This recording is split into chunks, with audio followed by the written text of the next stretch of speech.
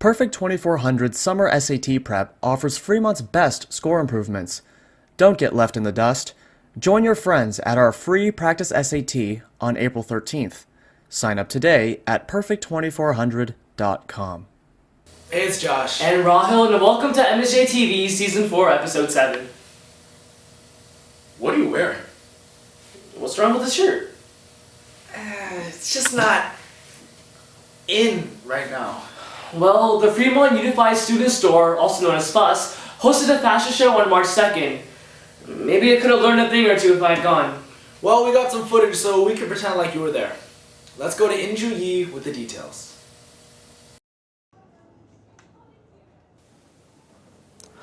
On March 2nd, 2013, the Fremont Unified Student Store, also known as FUS, hosted its first ever district-wide talent show in MSJ C120.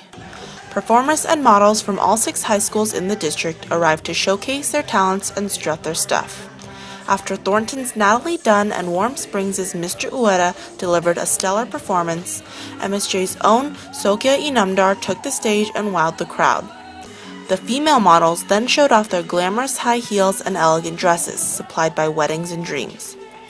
After iPod shuffles were raffled off, the male models stepped up to introduce a line of sleek tuxedos and bright vests. MSJ's Zach Larson stole the show with his killer shades and an impeccable Bernie. Finally, all the models took the stage one last time to close the first ever FUS fashion show. Dude, I wish you had told me earlier that you didn't like this shirt. I wore it to Sadie's. Oh, how was Sadie's? Don't think you can try and change the subject, alright? I'm still mad at you. But yeah, Sadie's was fun. There were so many things to do, like get a caricature, take pictures in the photo booth, and obviously dance in the gym. Wow, sounds good. Yeah, let's go to Aaron Vallando for the details. Trapped up in this like we should hate you. She got good brain, good education. I'm drunk in the motherfucker, here's the situation. 1:45 a.m. and now On the night of March 8, 2013, MSJ held its last and only Blacklight Dance of the Year. Sadie's on the Wild Side featured our very own DJ, Nikolai Reese, more famously known as DJ Technic. The curiously themed decorations transformed the gym quad into a completely new scene that accurately portrayed real aspects of the jungle.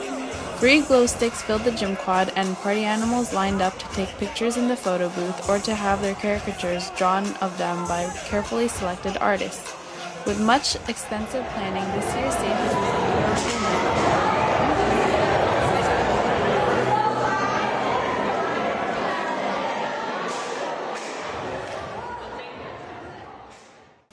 You know, if my life was a musical, I could just think about my feelings all day long. Well, alumnus Doug Wilson is starting production, MSJ the Musical. You think he'll make it about me and my shirt? No, it has to be about something interesting. Hi, I'm Adele Shan with Doug Wilson, the creator of MSJ the Musical. So Doug, what was your inspiration for this musical? Well, back in freshman year, I was standing over at the Horseshoe, and the random idea came into my head of, wouldn't it be cool if somebody wrote a musical about this place? If all the stereotypes that we were known for were put into a show? And the idea kind of grew from there. Oh, that's cool. So what's this musical about? The musical follows the story of 2 students, Jeffrey Huang, a small-town transfer student from Canada, and Rachel Seville, a student who goes to Mission itself.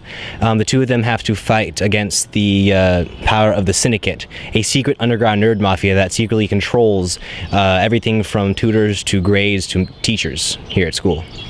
What are your production goals for this? I mean, who's your target audience and how are they going to watch this?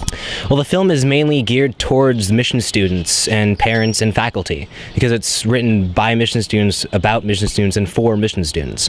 So we hope to release the film in August and on YouTube, primarily for the population here at school. All right.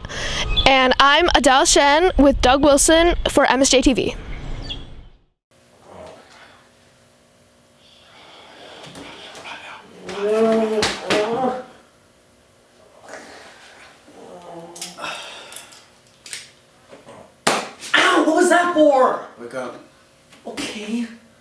how many AP tests are you taking? I don't know. Whoa. Well, AP season is here. Let's go to the MSJ students and faculty to see what they think about it. Hi, this is Chloe Velasquez, and this month MSJTV took an inside look on the advantages and disadvantages of loading yourself up with numerous AP tests to take in May. Let's see what the teachers and students have to say about AP tests. I think the view of AP testing has absolutely exploded. When I first took this job maybe 20 years ago for AP testing, we would test maybe 200 students for the entire school for every subject combined.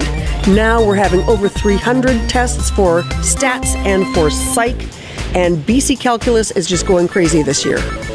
I think that kids feel like they have to take them in order to succeed, and that's not really true. And they need to be aware of the fact that the rest of the world doesn't have to take 5 APs to succeed. I'm taking 2. I'm planning to take 3 or 4. Just 3.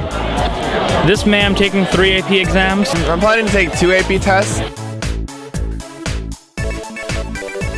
Because I'm taking classes for them.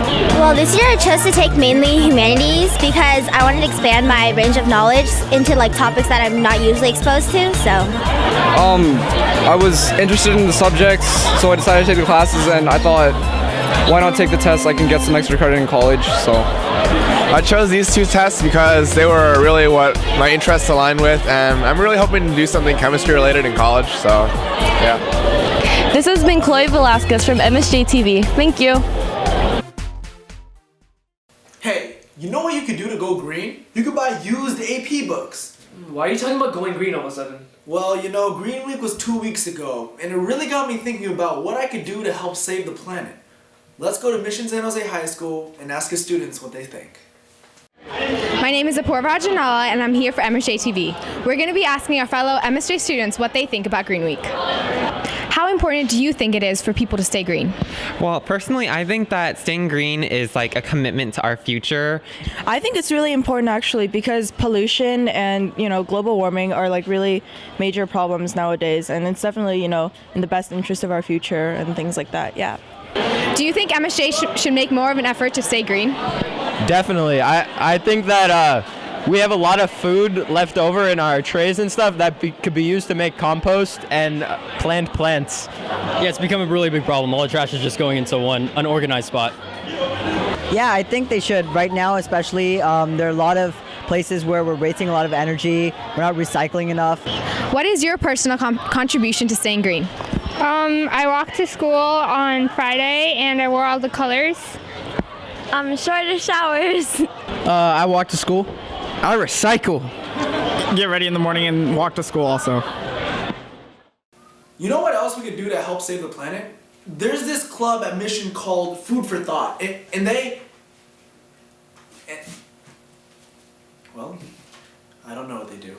Why don't you just ask them? Well, we did get an interview with the officers. Let's fork it over to Melissa Huang. Hi, my name is Melissa Huang from MSJTV, and I'm interviewing Thought for Food, a student organization. So what is Thought for Food? Thought for Food is a non-profit organization where we take food from local buffets or local establishments, and we take the food that they're going to throw away, but it's still perfectly edible, and we donate it to local shelters around the area. Okay, so what inspired you to start this club? Basically, we noticed that after closing hours, restaurants would throw away 50 pounds of food, and we thought we could use that to feed the homeless, and this way we can we have tax deductions for the restaurants, so it's a win-win for both the homeless people and the restaurants. So tell us more about your process, So usually what we do is we go to a buffet and then we ask their manager how much leftover food they have, and if they're interested in donating that leftover food to these homeless shelters. And we usually eat there too to have fun and hang out, but we also we take this food and we give it to the homeless shelter, and we drive there together as a team so we can bond.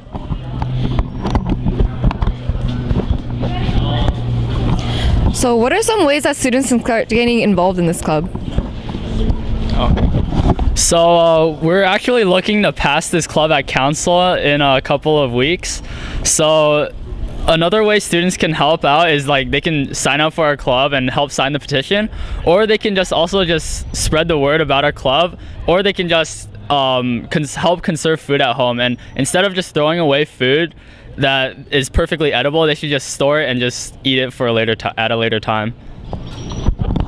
So, what are some of your future goals?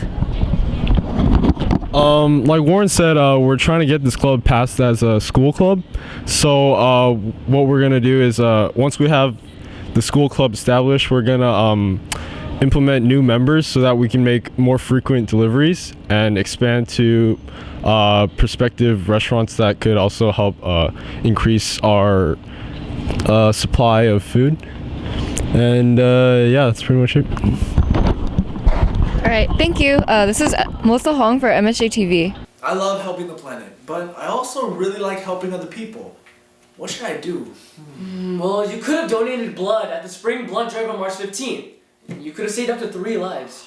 Oh man, I missed it. It's all good. There's always next year. Let's go see what you missed out. Hi, my name is Janae Nguyen, and I'm here with MSJTV to give you the inside scoop on the 2013 Spring Blood Drive. So Kevin, is this your first time donating blood? No, this is actually my second time. I also donated during the fall blood drive. What made you decide to participate in the Spring Blood Drive? I mean, most of my friends before, they all donated blood, so I was like, you know, I'll just try it out. So during the fall blood drive, I signed up, and after I was done, I thought I was pretty sick. I mean, I could save up to 3 lives, so and then I decided to do the spring blood drive as well. Hey Hannah, so were you nervous before going to donate blood? Not really. This wasn't my first time, so I kind of knew what to expect. Alright, so what made you decide to participate in the Spring Blood Drive? I think donating blood is just so easy, and if you don't get fade very easily, it's just like a small prick, and then you just wait a few minutes and then you're done, but you can save up to 3 lives, and I think that's just such an easy way to help out the community and the world. So Jimmy, you're about to go donate some blood. Is this your first time? This is my first time. How do you feel? I'm a bit nervous. My heart's kind of pounding a bit, but I think it should be good. So Anae, is this your first time donating blood? Nope. Oh, it's not my first time. Alright, what were the best and worst parts about donating blood? The best part was getting the free food, which is always great, and the worst part is when they prick your finger to test your hemoglobin levels. Yeah. Alright, thank you. Okay. And now on to Michelle Lee with sports. Take it away, Michelle. Hi, I'm Michelle Lee, and I'm your second semester sports anchor. On March 14th, varsity softball beat Hayward High School. Their next away game is March 28th at Irvington. On March 19th, varsity badminton beat Newark Memorial 16-1. On March 28th, they play against Moreau Catholic at home. Varsity baseball beat Leadership High School 6-0 on the 19th. Their next home game is against Irvington on March 29th. Boys varsity golf won against the Knoll on the 19th, and their next match is at Irvington on April 9th. Boys varsity tennis also beat Moreau on the 21st. Their home match is against Irvington on the 29th. Varsity track and field lost to Irvington by 1 point last Thursday, but they have their dual meet coming up April 11th against American and Kennedy. On March 22nd and the 23rd, varsity swimming placed first at the De La Salle Invitational Meet. Their next meet is at Newark on March 29th. Boys volleyball beat Los Lomas 2-0 Saturday, March 23rd. Their next home game is against Washington on April 9th. MSJ's Winter Guard recently competed at Foothill High School. Sierra Lunger has the details. My name is Sierra. I'm here with Angie and Ada, who are the captains of MSJ's Winter Guard team. As captains, how do you guys feel about your performance on Saturday? Our performance on Saturday was okay. It wasn't our best run, but our score did improve from the week before. And what was the show about this year? So our show this year is about puppets, and we're puppets that are pretending to follow our master's orders, but in the end we rebel and trap them in a cage. Alright.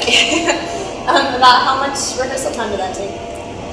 We started rehearsing at the end of December for the season, and we practiced every Tuesdays and Thursdays for about 3 hours after school. How can people become involved in Winter Guard? So we have auditions at the end of May, beginning of June, and all of our Winter Guard performers are also involved in marching bands, so they would go to band camp and march with us during the fall season as well. When's your guys' next show? Our next and last show is our championship show on April 6th in Orlando. Okay, thank you for your time. I'm Sierra, here with Angie and Ada for MSJTV. Hi everyone, we're the ASB officers. Hello, so if you have any questions or concerns that you want to address to the ASB officers, come out to the student forum on April 25th during lunch in C120. Do you want to leave your legacy at this school? Buy legacy bricks. Order forms can be found on msjasp.org. The bricks are $75 a piece, and $25 of those $75 can go to a club or organization of your choice. Charity fashion show on top of the world is tonight, 7 to 10 p.m. in C120. Tickets are $8 for any Leadership 2 student, activities office, or at the student store, and also $10 at the door. There will be performers, dancers, musicians, and you can see your friends strutting down the runway to model. So come out to CFS. What's the second best week of MSJ, second to homecoming? Of course, Multicultural Week. So watch out for Multicultural Week from April 15th to 19th, and keep your eye out for the dress-up days. Bye! That's it for this episode. See you next time. Signing off. Brilliant Minds Academy offers advanced tutoring in all math and science subjects, from Algebra 1 to AP Calculus, from Biology to AP Physics. SAT 2 Prep? We have it here at Brilliant Minds Academy. Call Praveen Gupta 510-579-8948 to join a class today.